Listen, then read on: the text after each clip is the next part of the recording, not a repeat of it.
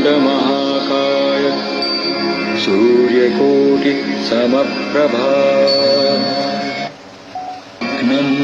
कुरु मे देव सर्वकार्येषु सर्वदा। स्वागतम सुस्वागतम। विठ्ठलाची वारी हा देखावा घरच्या गणपतीपुढे केला आहे. जनजागृती करण्याचा आमचा हा छोटासा प्रयत्न. पुंडलिकाच्या मातृपितृ भक्तीने प्रसन्न होऊन भगवान श्री विष्णू कृष्ण अवतार घेऊन पंढरपूरला श्री विठ्ठल रूपाने अवतरले. श्री विठ्ठल परब्रह्म पांडुरंग विठ्ठल अशा नावाने परिचित आहेत.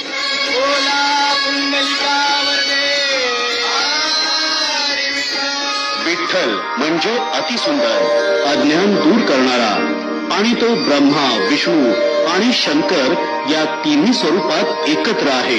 तो विठ्ठल होय. पंढरपूर क्षेत्र महाराष्ट्र आणि कर्नाटक या प्रांताच्या सीमेवर असल्याने या स्वयंभू मूर्तीला काही जण कर्नाटकी, कानडा असेही म्हणतात.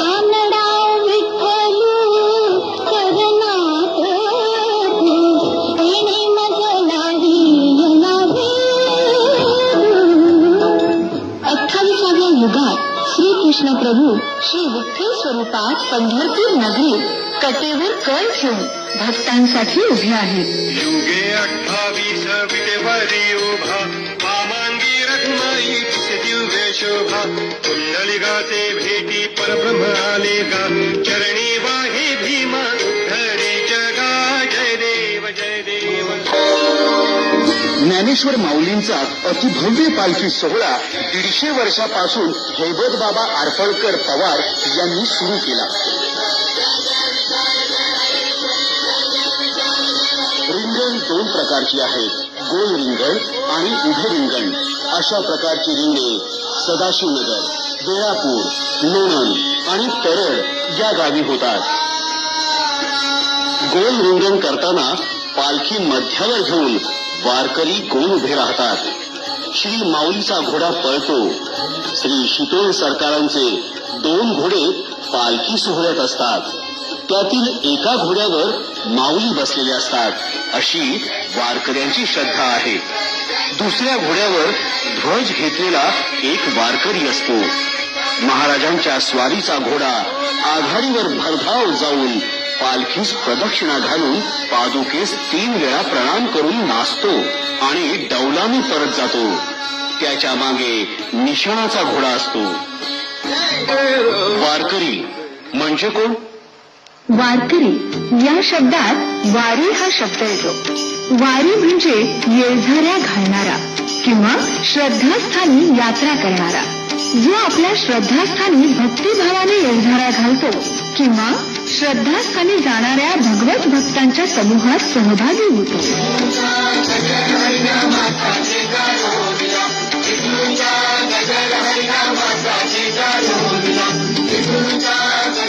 काम, क्रोध, मद, मत्सर, लोभ, अहंकार, स्वार्थ, मीपणा या षड्रिपूंवर वार करतो, मात करतो.